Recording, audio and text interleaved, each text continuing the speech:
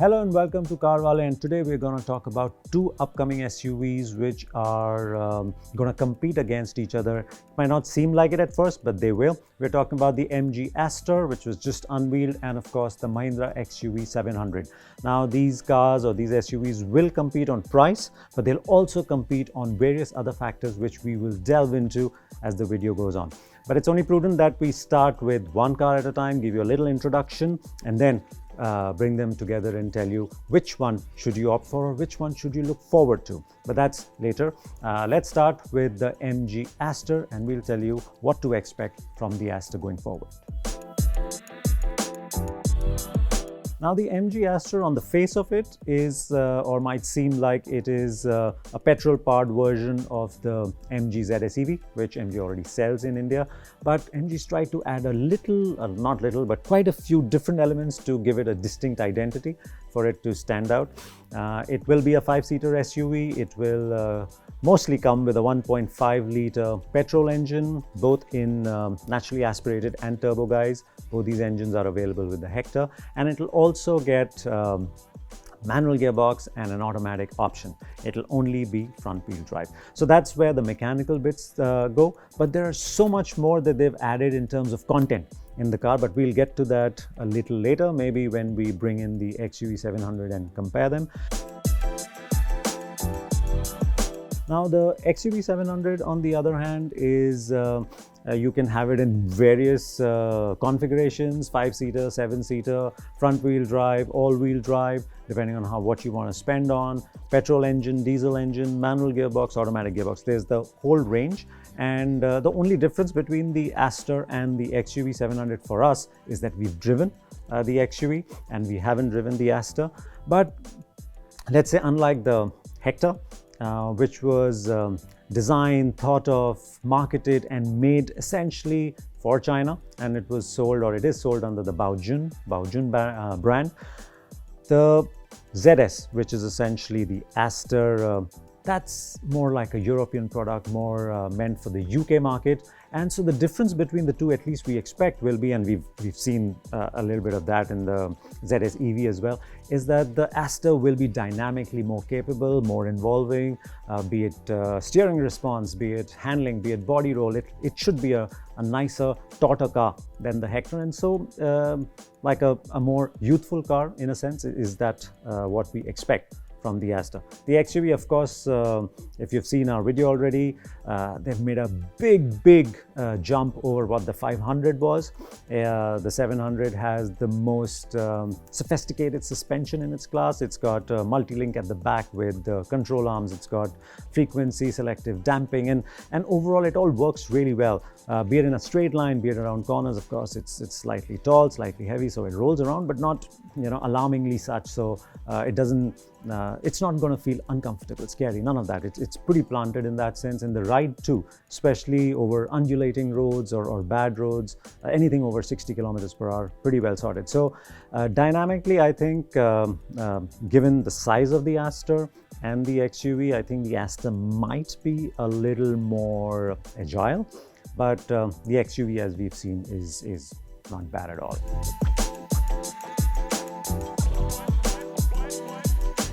And now let's get into the more important comparison that we wanted to talk about, and that is ADAS. Now, both these cars are going to offer ADAS tech. They're going to offer lots of connectivity options, and that's where we want to talk about, because the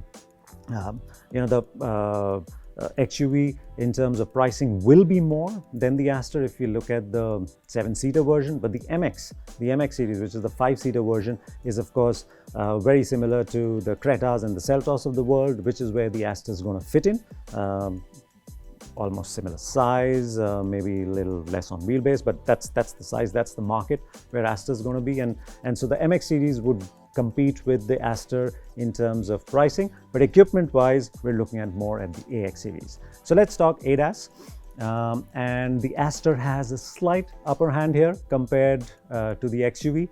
The XUV, in terms of ADAS or advanced driving assistive systems, ADAS is it gets you got forward collision warning, automatic braking if it detects that you're not doing anything about the collision warning that's coming up.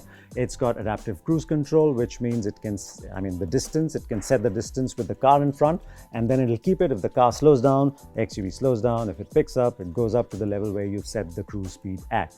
It's also got a lane departure warning, so you will get a feel in the steering if you are veering away from your lane. It also brings the car back into the lane by the steering turning on its own. So that's the sort of thing that it has. Now the Astor has all of this, plus it's got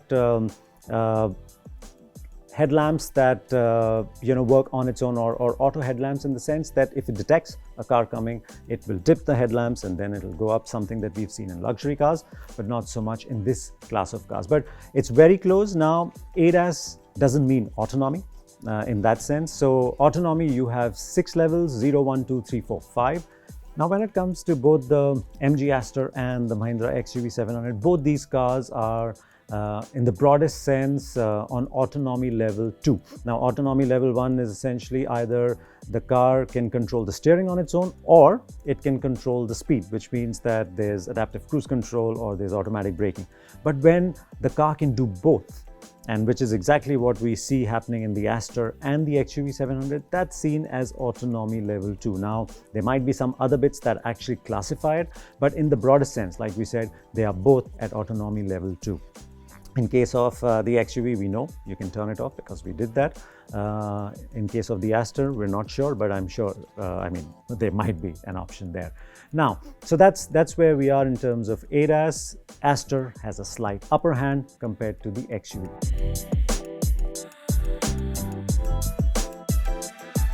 Now, the other big thing that the two compare or compete against each other is the uniqueness of connectivity features. And here again, the XUV comes with 60 connectivity features, and some of it we've seen in other cars as well. So geofencing and just essentially you're on the app, you know where your car is, etc., starting the car, those kind of things. For the Astor, MG has introduced assistant, assistant in the sense that it sits on the dashboard, and they have tried to design it to emote human emotions, and so it can be sad, it can be happy, etc. And so that is what the assistant is all about. But in a sense, it's exactly or almost like Alexa, right? So it does the same things that an Alexa at home or a Google Home can do for you. So you ask questions, and whatever it can access, it comes back to you. It refers to Wikipedia for most of the things, at least that's what the presentation says. And so it's got information. Now, what we would like an assistant to do, apart from if you're feeling tired or if you're feeling sad, getting that sort of emotion, is that it should be able to tell us things like where is the closest coffee shop, for instance, or where can I buy stationery for my kids? I don't know, but we will see whether it works like that. And if it does, then it's a fantastic thing to have in the car. Then you don't really need to reach out for anything. It's just ask and it delivers, and that's what you want, right? So that's another add-on that we've seen that is different or is unique to the Astor.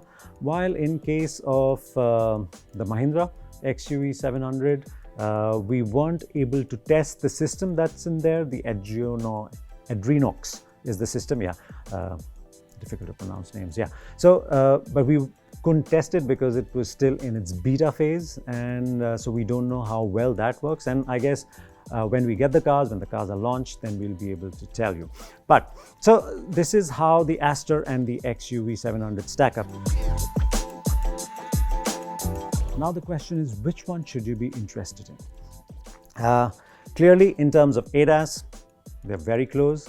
In terms of connectivity options, instead of smart options, the Astor has a few things going for it. Now the XUV's also got plenty of apps within its system. Of course, we can test it, like I said, but it's there. And so we'll have to see whether these are just regular tick mark items, or are these really useful the features, the connectivity features, the other features that are being offered in these two cars, that we'll know when we drive them. But yeah, ADAS light, very similar. And then you come to the point where you're talking about dynamics. We've seen the XUV work well. We expect the Astor to do well. So there is, again, not too much of a difference there. The big difference, however, will come in terms of size.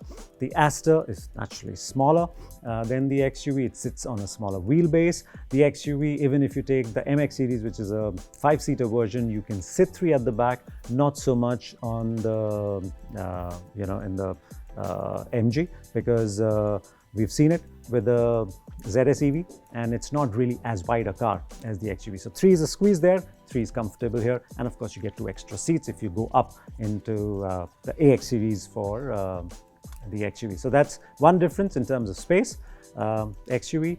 And then of course there are the engine options. If you want efficiency, if you want easy drivability or manageability in the city, then the Astor. The XUV's got bigger engines. It's naturally they'll be thirstier, and it will be a heavier car than the Astor. So in terms of decision that you need to make, you need to decide whether you want a bigger car or a smaller car. You want a car that works better in the city or an over longer distances, etc., because it's got bigger engines. But if you look at ADAS and connectivity features and the feel-good features, I think they are a close match. Now, in terms of pricing and availability, the MG Astor is expected to start at around 10 lakhs or thereabouts for the entry-level model, and then the fully spec'd autonomous 2 level would probably go up to 15-16 lakhs ex-showroom. The Astor is expected to be launched during Diwali if the chips issue doesn't get in the way. As for the XUV700, again, the expected launch is sometime in September. Again, depending on the chips issue. I think the chips issue is the big dampener all around. And as for the XUV, we've already seen the prices. The MX version start at 11.99, and the top spec AX7 is probably going to be close to 18, 19 or 20 lakhs. I'm not very sure, depending on what the spec is, because even for the AX7 version, they have about 2 trims, T and L. I hope we've given you the answers that you're looking for and given you answers that you weren't looking for. But if there's anything else that you would like to ask us, we can try and answer that by speaking to OEMs or using our own analysis to tell you. And please don't forget to subscribe. If you look at our subscribers, we're just about getting to 100,000. And as it turns out, an interesting statistics, 96% of you who watch our videos have not subscribed. Imagine if you were subscribed, then where our subscriber count would be. So please help us out here. If you enjoy our content, if you want to see it again and again, then please subscribe, hit the bell icon, and we'll be coming back for you week after week, maybe every couple of days. Thank you.